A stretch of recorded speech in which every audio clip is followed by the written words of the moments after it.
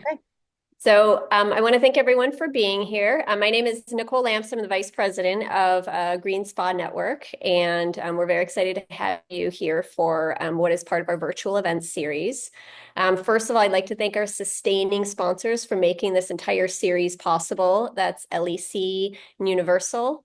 And I'd also like to note that the session is being recorded and will be posted on our website and our YouTube channel following the event. So feel free to share it as broadly and as widely as you would like. Today's event is brought to us by Airplane not provided. Sorry. Today's event is brought to you by the Gariani Group, a newer supporter of GSN, and I'd like to share a few words about Gariani's sustainability efforts before turning it over to our incredible speaker.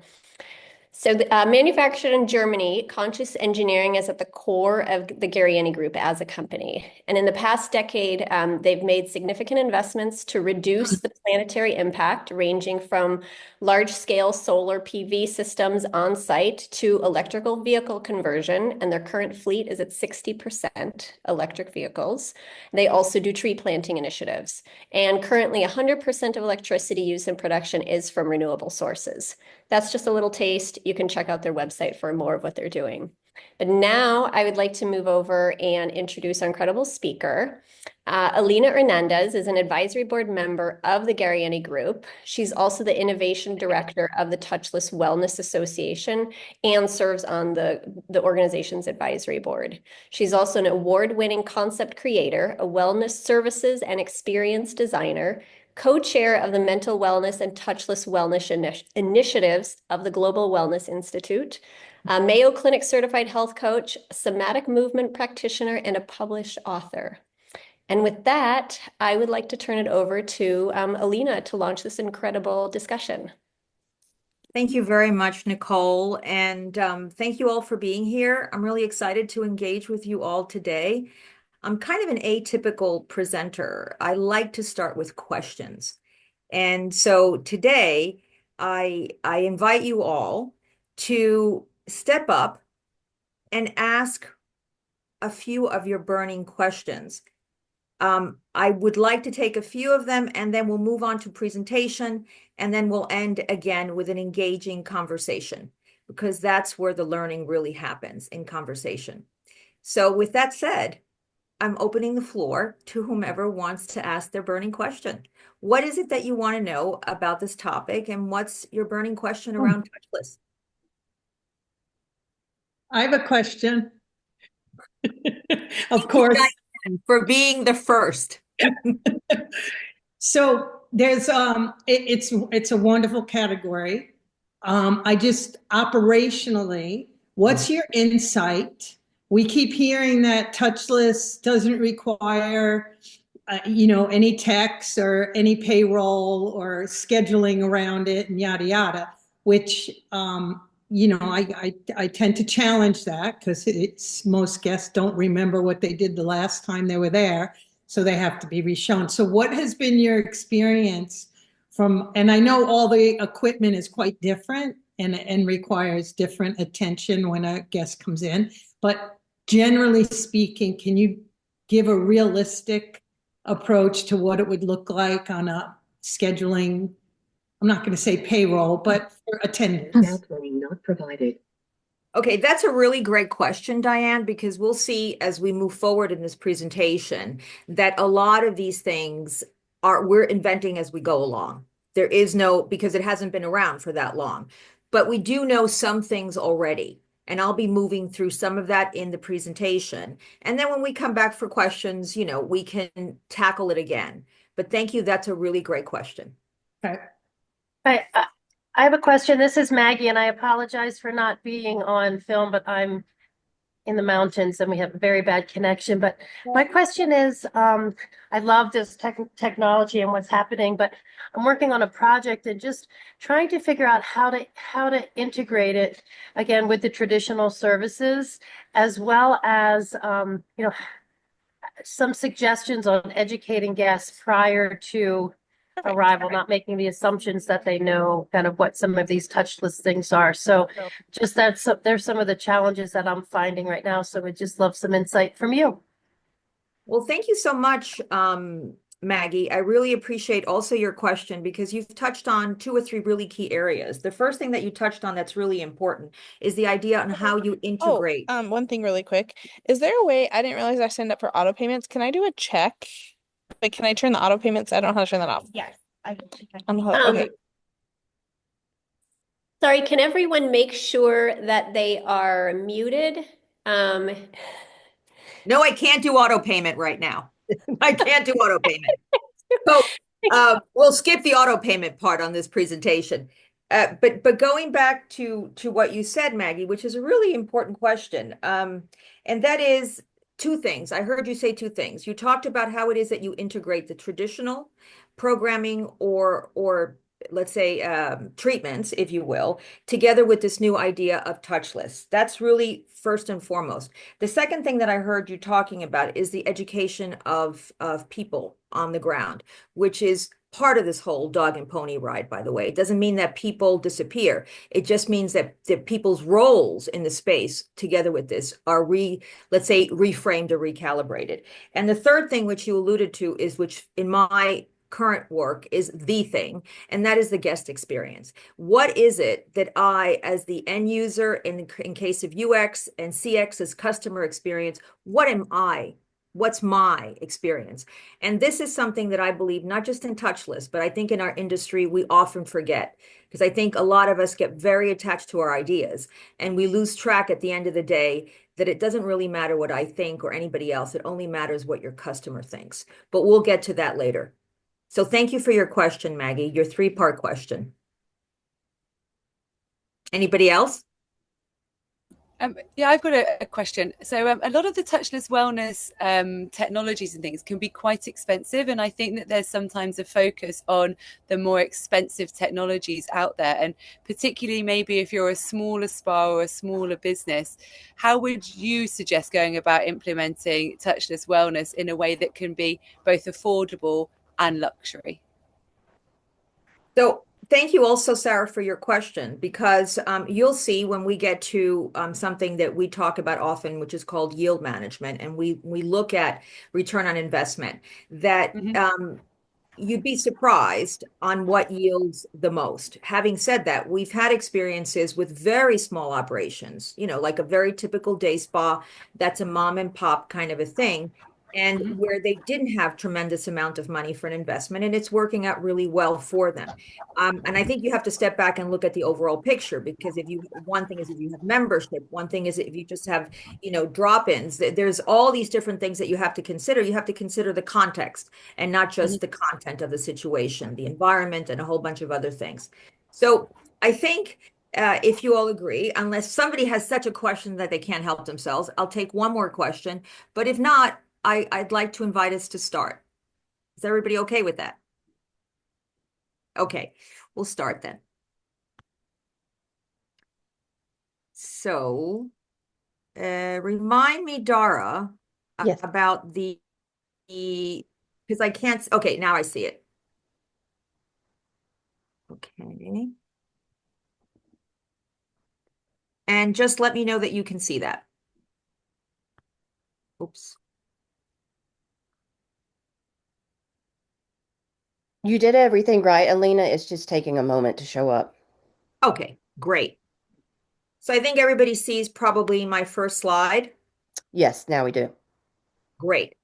Okay, so what is this touchless stuff that we're all talking about? Everybody's curious about, and back and forth. And before we go into it, I'll give you a little bit of my foray into touchless. So I didn't come into this that I woke up one morning in 2020 and I decided I was going to do something called touchless, because the term didn't even exist. What I did was I was tasked with creating a concept for a boutique property in Mexico. And I created these pillars, which were very interesting. And then I was doing work for the Gariani Group, and I brought in a series of research that then had a very huge impact on the way that they looked around their product and services, and basically how that was going to move forward into their business model and how they were going to progress that. And then when I was doing the work, I realized, wait a minute, these machines that Gariani has, they're impacting the mind and they're impacting the body. So they must be mind bodies, and they're really technologies. So I coined the term mind body technology in 2020. And then I was in this property where they had a traditional spa. It was a beautiful boutique property. And they wanted these technologies, and they decided that they wanted a set of 4 technologies. And I said to myself, wait a minute, they don't belong one in the spa, another one some, and I said they belong together. Fortunately, the spa or the hotel had this particular area of suites which they really were underutilized. And so we didn't have to do a whole lot of tearing down walls. We put them into these suites. They were joined together. They each had bathrooms. And then we created these relaxation areas between the suites. And it became what was then known as the first Gariani Wellness Technology Suite. And I began to, with the operator, to create programming around it. So it was really kind of like an experiment. I didn't know what I was doing with this. I was experimenting with all of that. What I did know was that the machines worked. I did know that the technologies worked. I knew what they were working on. They were working on the ANS, so they were having parasympathetic impact on the ANS, and it was based on that I reversed engineer to then create the programming. Well, it must have had some kind of a success because I won the award that year at the Professional Beauty in 2021. And henceforth, in a year and a half ago, I met a woman by the name of Erin Lee, who is now my partner and who founded the Touchless Wellness Association. And what we discovered was that we had been in parallel working on the same area. And here we were, really very jazzed about something. And Erin had the foresight to found the association. And then a third component of our now Touchless Wellness Association came along, the, very renowned Nigel Franklin, the Spa Whisperer. And Nigel's expertise was really working with these really huge brands and being as a wellness developer. So we said, wow, we have all of these different things that we do together. So why don't we do the Touchless Wellness Association? And it's been an adventure, and we've been at it for a year and a half, and we've learned a lot. And a lot of the information that I'm going to give you obviously is through my time and my expertise working with the Gariani Group, who were innovators and great pioneers in this space and still are. And of course, my collaboration with Erin Lee and Nigel Franklin. And the content that I'm going to show you is really a co-created content that we have been developing for over a year and a half, with a lot of feedback also from the marketplace. So this is not stuff that we think. This is actual stuff that's going on. So I want to just take us back for a moment, because if we want to understand touchless, we need to understand what that really even means. Does it mean I never touch another human being? I mean, what does that really mean? And the reason why this slide is up is for a very important reason. If we look back, all the way back, where we understand the wellness systems of the ancient spiritual healing traditions that go back BC, we realize that whether it was, sound healing, bowls, and many of these modalities, there wasn't anybody actually touching anyone. Okay, in meditation, you weren't touching anybody. If you were doing acupuncture, in reality, the human wasn't really touching you. It was the needle who was touching you. So that was kind of interesting to look at that in many ways we've come full circle.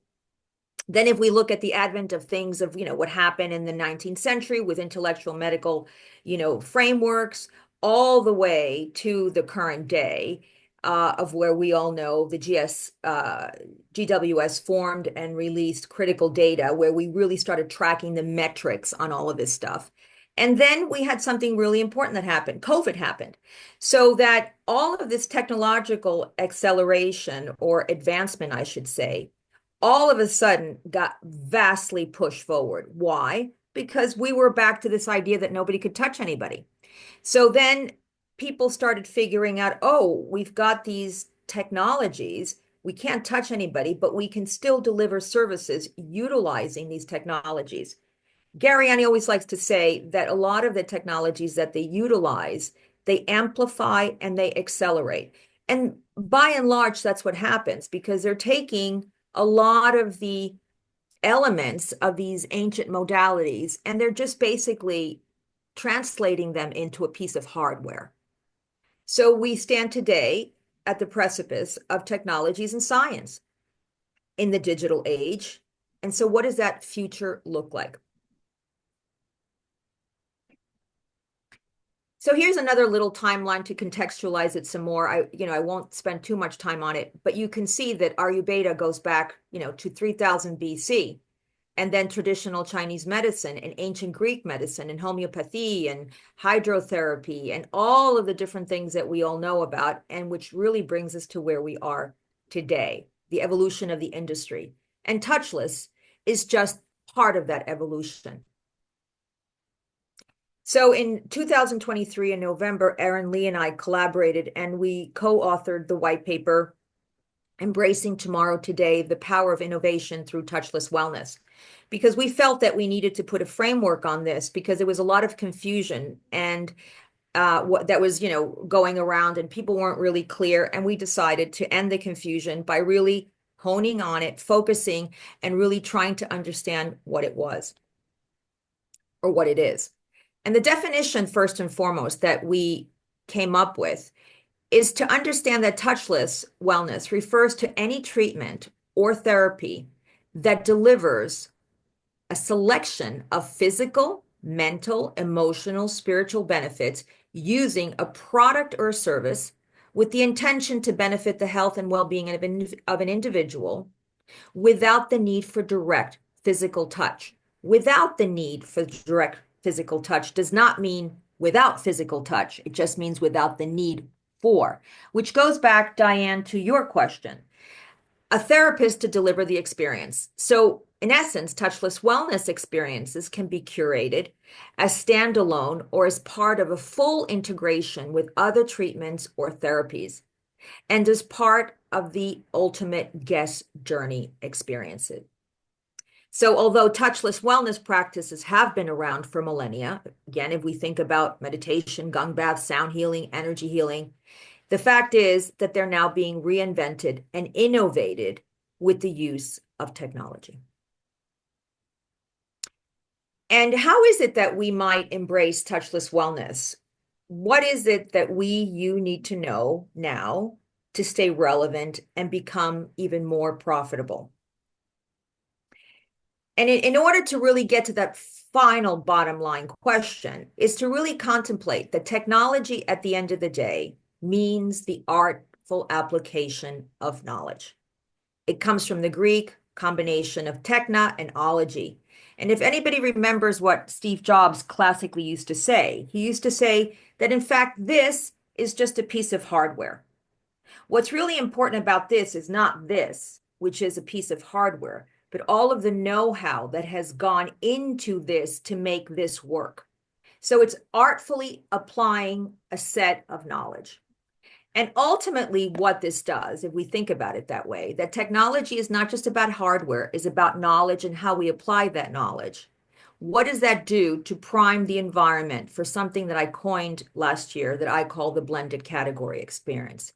Because if we think about all this complexity that we even can begin to think about and what it takes to operate a wellness, social wellness club, or any derivatives of anything that applies wellness, it means there's a lot of different things that have to come together in order for that to work. And if we continue to think about these things in a highly verticalized fashion, we're never going to get it because it's complex. And so all that it means is things are blended. They're not black and white. They're more shades of gray. And I invite us all to think about it this way, because in thinking about it in a new way, you actually might be able to solve problems in a new way, because you're never going to solve them in the old way. So you have to bring up new thinking to get that problem solved. So I'd like to pause for a moment and let's talk about the digital age. What is it that we might want to consider in order to put into context all of this content? The first thing that I would invite is, again, to consider that it primes the environment for what I just mentioned as a blended category experience. That is to say that it's not just about a massage. It's not just about a facial. It's not just about a sauna. It's not just about going in a swimming pool. It's how do we seamlessly take all of these different categories and curate them, similar to a theater production, in order them to make sense to the end consumer. The second thing is extraordinary capabilities to manage. We have, through the digital age, extraordinary capabilities to manage many, many data points. But again, curation is the key. And by the way, that curation is now highly efficient through new management systems that are supported by AI. So that AI can support the above if it is led by minds that are open, able to guide the system to perform optimally. And I would invite us all that AI is an incredible tool, but AI is only as good as the minds who teach it, not the AI itself. So the invitation is not to become a slave to AI, but in fact, to tell this system what it needs to learn and not the other way around. And particularly in the business that we're in, this is of real substantial importance. Human touch supported by touchless product and services, and digital environments to have greater reach in catchment, and ultimately to make wellness more democratic through touchless and digital environments. And we know that, a lot of concepts out there and new things that are coming along are also exploring UX at the same time that they are creating CX. Because if I'm in a certain spending bracket and I can't afford perhaps to go to a certain environment, how is it that I might be supported to experience similar experiences, yet to be able to afford them? And that's where this hybrid of both the digital environment comes in. And human touch in the customer experience is at the center of this. And finally, how is it that we think about upskilling the people, the humans that we work with, not only to upskill them so they're able to deliver services better and integrated with technology, but also that we manage risk better, because we know that humans are fallible.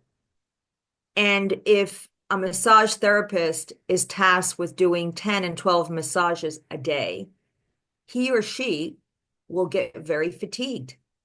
And even though they may be physically present, they will be emotionally and mentally checked out. And what impact does that have on the guest? Together with absenteeism, people getting sick. And one of the big benefits of touchless technologies is that it can address the risk of presenteeism and absenteeism. But most importantly, it helps these humans to be greater skilled at interacting with these technologies. So what is touchless wellness? So if I invite you all to look at this image, this collage, that we see that it is in fact, it has a huge bandwidth of what it is. Yes, it can be a sauna. It could also be a red light bed, a snow room, a vibroacoustics bed, a far infrared, and a salt room.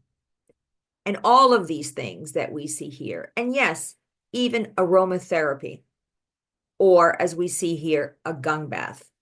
They belong into this vast universe of all of these different types of treatments and modalities that by and large do not require a person to deliver their benefits. So how can we embrace touchless in the spa, wellness, and hospitality? The first thing that I would invite us all to realize is that we've gone from an era of generalized spa and wellness, bespoke, personalized, and now we're moving into precision. The word precision actually comes from the medical world because there's something called precision medicine. And precision medicine basically looks at, takes root cause or the basic symptoms. And if in the past, people have been medicated for, let's say, different chronic conditions and they've had, 12 pills. Now we know that we can actually reduce that to 12 to 2 or 3 medications because we are being precise about understanding a kind of a network of different things that go on within the body. And when it comes to touchless and when it comes to wellness, we are, through the technology, able to become more precise. So that we should think and consider that treatment and experience stacking for bio-individuality, which moved towards precision wellness, is the new way that we should start thinking about what we put in the space, how we do our programming, and most importantly, what experience that we deliver. In this particular case, if we look at this stacking order, we can see that it runs anywhere between 90 to 120 minutes. It can be a combination of the thermal circuits, halotherapy, red light, functional music, also touch, massage, LED, face masks, and other sensorial experiences. Key areas that we may want to consider when integrating touchless wellness technologies, I would invite, are three. The first and foremost is yield management in the spa and wellness space. So the best way, to understand yield management, I always tell people, and the airline industry really got it right. They're one of the experts on yield management, because as we all know, if a plane leaves the tarmac, whomever is on that plane is on that plane. If it had 173 seats and it only sold 80, that deficit is never, ever, ever going to be recuperated. So in considering yield management, consider that your touchless, all of these touchless technologies can greatly support that yield management. Because if a guest cancels that particular slot, more than likely because the therapist couldn't be there or there was some issue, then you can, in fact, utilize these technologies in all shapes, sizes, and combinations to really manage your yield. Secondly, we should consider to self-audit for improvement in services delivery, experience design, and positioning.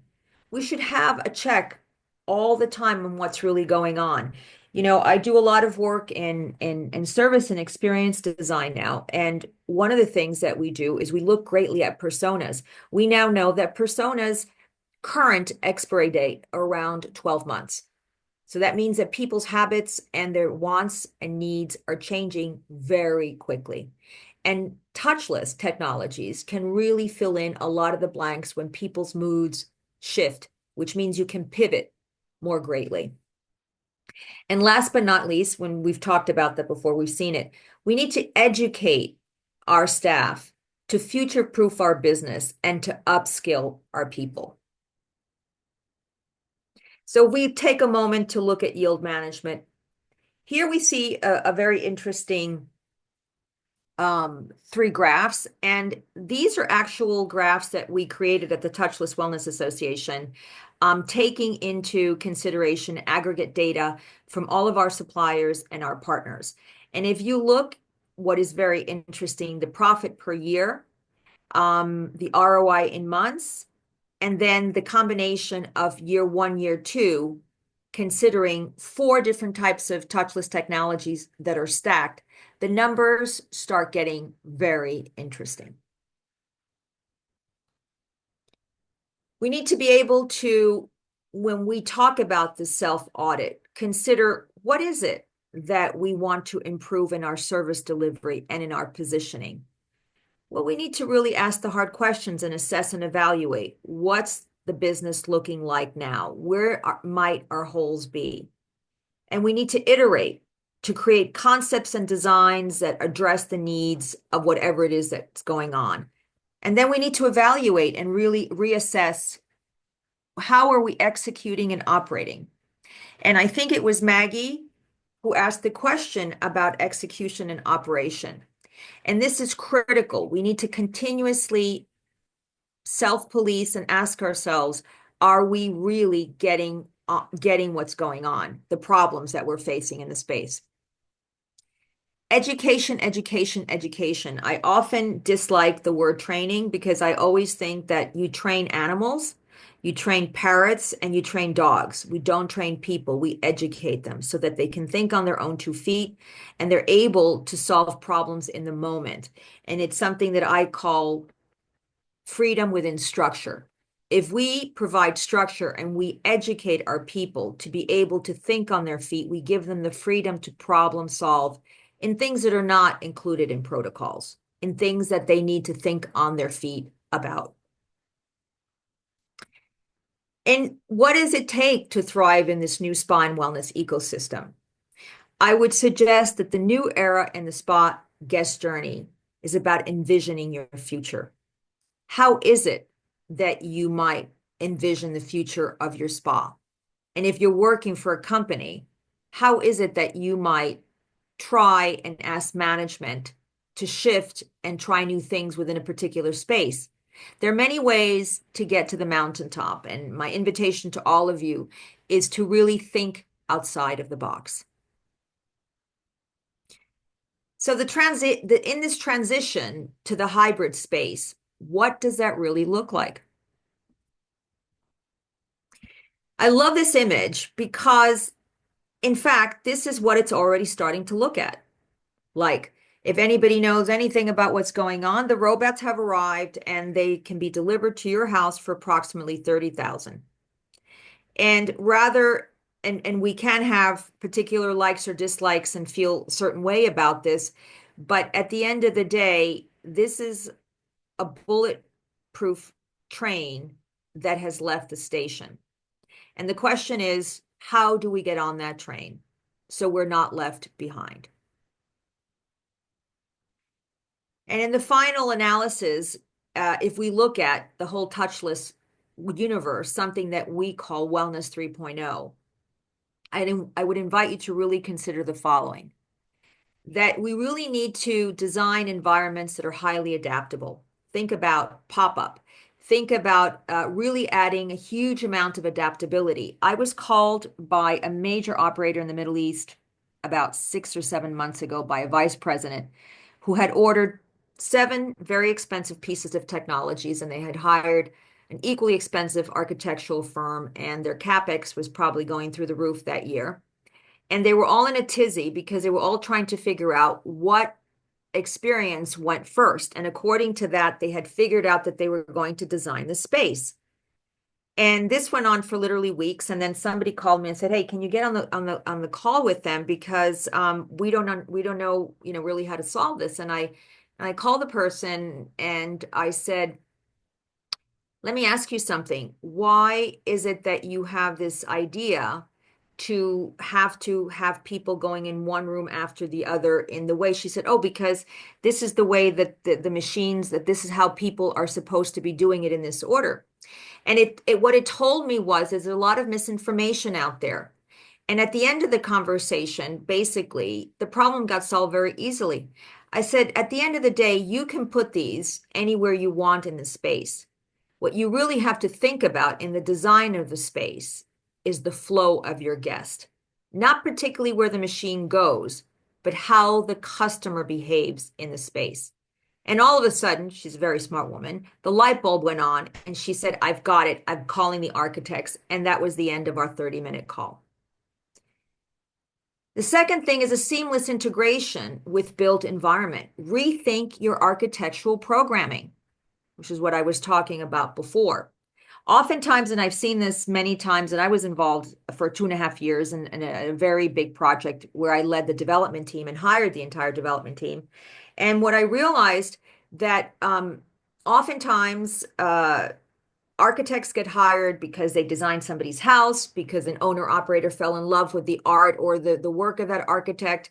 And while they may have incredible work, they may not be really well versed in understanding how you get the clean towels in and the dirty towels out.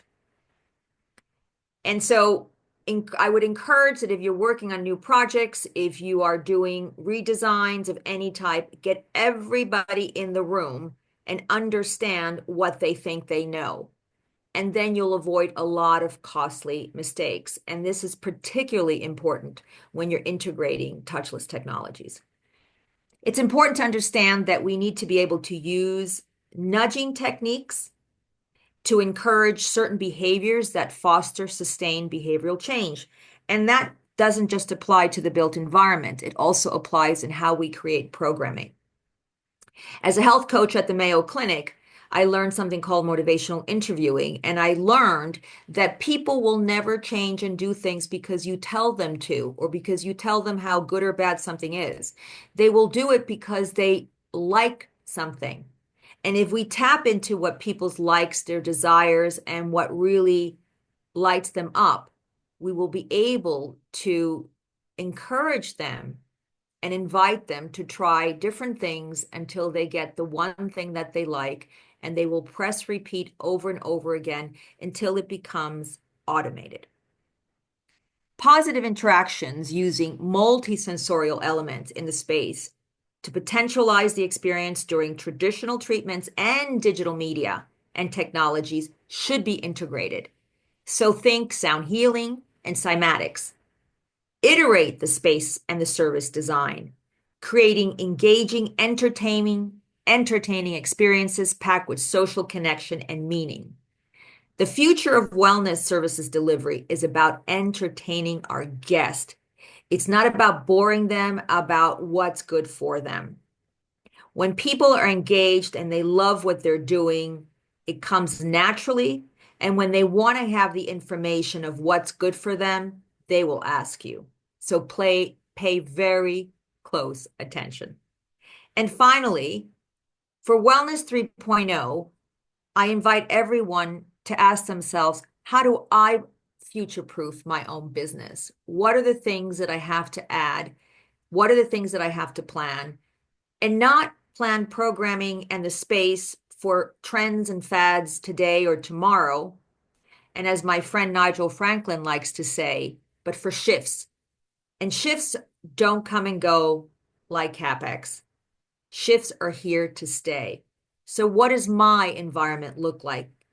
Not today, not tomorrow, not even 5 years from now, but 10 years from now. And in the work that I do in service design and experience design, we always like to say that you design for the average and you test the extremes. Because in the extremes, you begin to understand the new thinking that is coming up the bend, which will help you understand your customers' needs and wants. And before we get into our questions, I would invite the following key takeaways from what we've been discussing. Touchless is a completely new way to think about and deliver wellness products and services. Rethinking design briefs for the built environment is really important. The need to educate your staff is important, extremely important, to further understand the evolution and execution of this new way of thinking about wellness, service, experience, design, and programming. Revisit your old business models and ideate on new ones to deliver far more ROI than previously thought. Because between 5 to 10% higher margins on average for each guest spend when touchless is integrated. And these are very conservative estimates, by the way. And so now I will be delighted to take all your questions. Let's talk.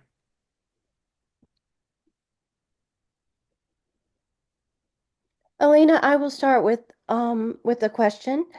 Have you noticed that guests have any common misconceptions regarding the touchless wellness options? Who is talking to me? Because I don't see your It's trees. Dara. Oh, Dara, there you are. Sorry, I didn't recognize your voice. Sorry. Say again. Ask me your question again, Dara, please. I was distracted. No worries. Have you noticed that guests have any common misconceptions regarding these touchless wellness options? Well, I would say that the most common misconception is that they simply don't know what it is, because by and large, if you walk up to a reception desk at a spa that has touchless wellness, generally what we found, if the staff is not properly trained on them, they're afraid of them and they simply won't even suggest something. So I think it's too early in the game about the misconception because people are not quite aware of what everything is. And having said that, the one thing that I would say is that people are very curious about all of this stuff. They see red light, they see, oh, this really cool bed, vibroacoustics bed. They see the salt room, they see the far infrared stuff. Everybody's curious about it because one of the things that I believe, and we often talk about at the TWA, is that we need to be able not only to educate our staff, but to educate our guest. And now we're in that phase of a lot of engagement and a lot of newness and novelty, and people are very curious, but we still have yet to even go near reaching any type of peak. So I don't know if that fully answers your question, but at the end of the day, we still don't know. Okay, perfect. Thank you. Alina, I have a question. In my line of work, I often get a question from spa directors or decision makers whether to charge for the touchless experience, um, to monetize the relaxation room or waiting room, or incorporate that into the cost of the other treatments, facials, massages, and how do you present it on the menu as a circuit, as a one-off? What did you find in your in your experience the most effective way, or a few effective ways to go about it? So that's a really great question, Milana, and it's wonderful to see you. Um, I think that we're moving from a time period where, certainly in the case of wet areas and saunas and thermal circuits, that it was like one of those things that you had to, roll your eyes and say, oh, they're so expensive, but I just have to live with it because they're beginning to be charged for these things. If you go to hotels for example, in the Southern Tyrol, here in Italy, where I live, which has the highest concentration of five-star hotels, by the way, in Europe. Most places put on your bill that they're charging you for that. They're not like, you're not going up to the reception, oh, I'm charging you to go in the pool, but it's on your bill. They charge it separately. I think that we're going to be in the future, we're going to move away more and more from throwing people in treatment rooms, and we're going to move more and more towards, and Nigel Franklin just said, yeah, me too. And we're going to move more towards the idea that of the communal areas, and people are going to start charging for them. So that's the old model.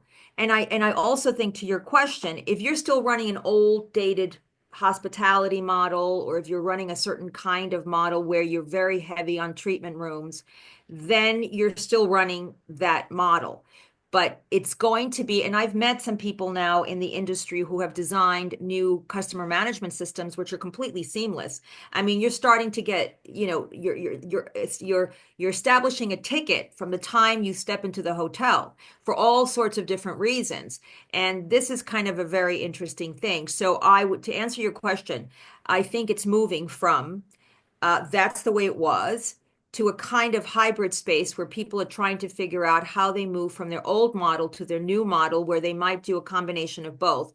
But I think in the future, you're going to pay for everything. And I saw it recently in Norway when I was at Farespad in Larvik, where they charge. I mean, they have one of the most exceptional, and they were very ahead of their times. They built that place 16 or 17 years ago, and the architecture and the built environment was already primed for social wellness interaction. I mean, but the Nordics, they're very ahead of their time, and they charge for a lot of their all kinds of wet area usage. Nobody cares. Everybody pays for it. Everybody's happy because they get the payoff is that social interaction. That's huge. It's massive.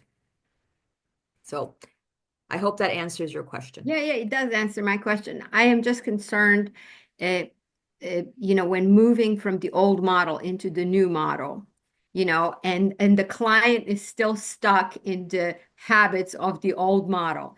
How do you introduce this new way of charging? I mean, being transparent. So, it's a tricky transition. I agree with you that it's the right way to go.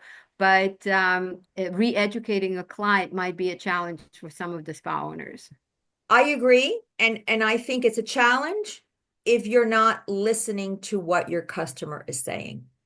When I do service design with teams that I'm hired to do, we do an entire exercise where we just talk about what the client actually says, not what you think the client said, but what they actually said. Because oftentimes, on all different, ways and so forth, and this happens also in teams, by the way. People think they heard something, but in reality, what they heard is their interpretation of what they heard. And I think it's really important to be able to educate our staff to really listen to what a customer says, not put a judgment, an assumption, but really listen. Because if you put a flip chart together and you have all these people telling you what they actually said, it's really interesting what happens. You really get to know what they say, not what you and also things like what you saw. So I think we need to recalibrate, retrain ourselves, because oftentimes myself included, we fall in love with an idea. And in the work that I do, I have come to understand, and by the way, this is a quotation from one of the founders of Netflix, who said, 99% of ideas are garbage. You throw them in the garbage. And while that's a bit of a hyperbole, I understand what he meant. He meant that if you fall in love with an idea, you automatically limit yourself to other possibilities that might actually give you a real solution. Because I'm so like in love with my idea that I'm not looking at the other stuff that may be out there. And so I think we should apply that to everything, and particularly in wellness, because we're in a people business where we're serving live human beings. We're not serving the robots, we're serving the live human beings. And we need to listen to that human being and what he or she really wants. Ms. Hernandez, can I ask a question? Yes, Mr. Franklin. You may have met me once.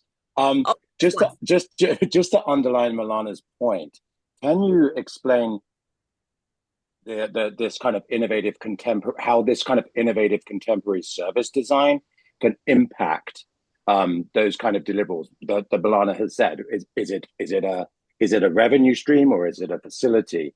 But what you're doing with your service design impacts the broader experience of that, where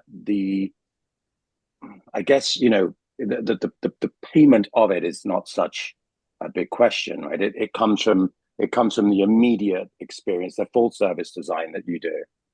So how does that impact whether or not, or how does that impact a traditional spa experience as opposed to a technological spa experience?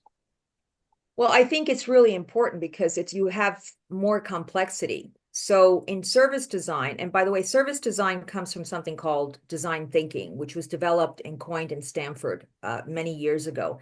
It's used approximately by 50% of some of the most important companies in the world, including Netflix. It's used in the energy sector. It's used in the telecom sector. It's used in many, many, many different important. It's used especially by very progressive governments to understand how they can service people and deliver services that are meaningful and impactful to them. And basically what you do is you put a lot of stakeholders, you use multi-interdisciplinary work, and you put all the people who matter in the same room for a particular length of time, and you go through a series of exercises, very interactive processes, and you get to find out what is the underlying problem, and you iterate, and then you're able to prototype new things, rapid prototype, and understand the customer experience from a very different perspective, from all the different angles as opposed to just one. You get the people who are the money people in the room, you get the R&D people, you get the soft skilled labor people, and that's how you create new services and new experiences. By the way, when this work is utilized, there's a 211% increase in P&L. It's a thing. That's awesome information, which I think that everybody on the cusp of considering introducing the touchless technology should pay close attention to. But I want to go back to something that you said that really tickled my fancy, and that is that is listening to the consumer. How do you find that businesses can effectively listen to the consumer? I mean, is it surveys? Is it personal conversation? How do you do that? Well, that's a I love that question because that's one of my big pet peeves. Okay. I have been to so many trade shows where you go into somebody's booth or their space and they get attacked, assaulted by everybody who's in that booth, throwing 50 pieces of data points at them at the same time and trying to sell them on something. And I think we need to slow down. And this is also in the space. And we need to say to the client, how are you? Tell me what's important to you. Because if you ask open-ended questions to people, and this is something that I learned in my training at Mayo, people give you a lot of information, and then it's not guesswork. It's really what they tell you what they want, but we're not listening. I think the engagement part at the very beginning of anything, if we're able to build that into our models, and Touchless is a great way to do it. Because with Touchless, if you're dealing with a span of time of 1 hour, for example, okay, but we know that, classically that 1 hour, oh, you got to turn over the room, you got to get the therapist, you got to get the guy in and out or the woman, and, everybody's all stressed out. But if we're taking that hour and we're adding a piece of Touchless and, maybe it's in a vibroacoustics bed, it's only 22 minutes. And maybe you're adding a touch service that might be, a quick foot massage. It leaves you time and your margin is still much higher to actually talk to that person. It's like when people go to general practitioners and the statistic is it's less than a minute that the average person spends with their general practitioner. Why should we do that with our wellness guest when we're doing wellness? I think we need to really think about the way we deliver our experiences and our services and what part of that journey might we be able to sit with that guest in a manner which is actually still very profitable and sometimes even more profitable. When surveyed, companies found out that those people are 55% more likely to use a product or service, and I think the statistic is a little bit higher, if the experience is excellent. No doubt. No doubt. But who does it? Front Who does desk? what? Who does this communication? Front desk, a therapist? Everybody. You've got to upskill everybody because the more you compartmentalize and put people in silos, the less effective your operations is going to be. Mhm. So I always like to say freedom within structure. Freedom within structure. If you teach people stuff and they can think on their feet, they're going to be able to solve problems that's not in a protocol.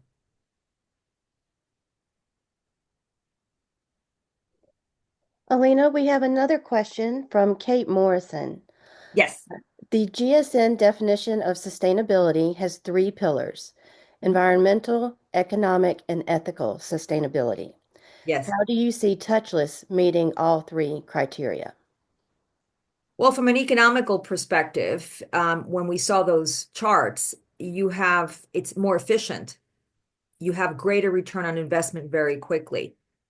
From an ecological perspective, depending upon, so it was economical, say again, it was economical. Second, Environmental, economic, and ethical, and ethical. or like Ethical, social responsibility. sure. Ethical, I would say that it provides absolutely a greater possibility for more people to experience wellness. If I can't afford a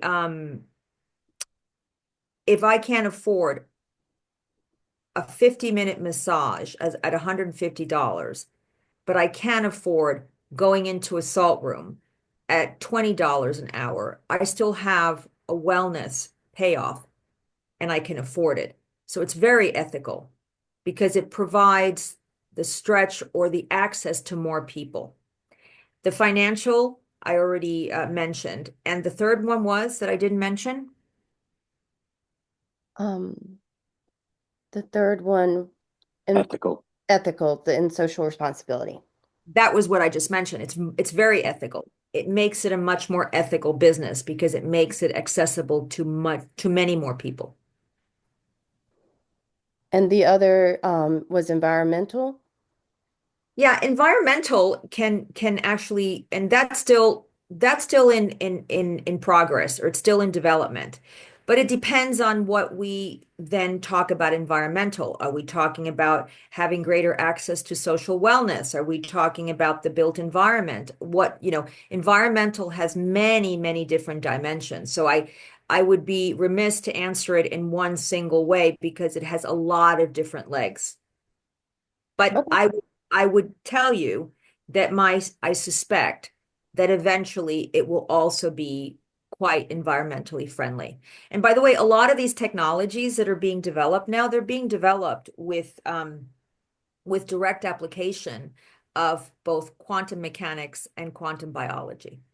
And these are far more environmental in many cases. But don't forget the fact that there's very little disposable products used. There are no sheets for the most part. Laundry, I mean, all of the other side products that affect the environment. That's a great point, Milana, and thank you for bringing that up because it's true. You don't have to turn over every single hour. You wipe the bed and you're ready for the next client. Anybody else in the world? Time's up. That went by really quickly. Anybody else? My name's Heidi Rosebud, and I've been doing the touchless wellness aspect in my spa for the last 10 years. This is my 36th year, and I do all the above that you mentioned. And it is a 90-day difference on your P&L sheet, and it's a 90-day difference on the back of the house, in front of the house, how they get paid, helping everybody work together. I don't know if everybody's experienced what I have. You just can't get everybody in that they're calling for massages and facials and body wraps, but you can get them in on the experience of a touchless. So we have mineral, we have the infrared saunas, we have the red light therapy coming in. So it's just fantastic. Heidi, thank you so much for sharing that. Can we ask you where you run? Where is your place? Dumb or spicy or? Yeah, absolutely. Stillwater, Minnesota. Uh-huh. And I probably said Minnesota like a Minnesota person. Well, thank you so much for sharing that. Appreciate that. Yeah, it's just been a game changer. I'm just heading to Chicago now and checking out 2 other new products. I just left Missouri, checking out a third. But the spa business is a tough business. And if you're not willing to change and you have to charge, and it hits on all 3 of those topics that the last person had for questions, you don't use environmentally like you use in your service rooms. Your sustainable is there because it's upright and it's there to stay with your infrared sauna, so to speak, your therapy. So as far as having that customer environmentally be able to afford a spa service, this whole commune bathing and the whole commune just being together is what people want. And they want to slow down, actually. So Thank you, Heidi, for sharing. Get in touch with us at the TWA. We'd love to hear more from you. And everybody, I would get in love touch that. with us on LinkedIn. I Thank you would so love much, that. everyone. Yep. Thank Thank you all you. for being here. Yep. Thank you. Bye.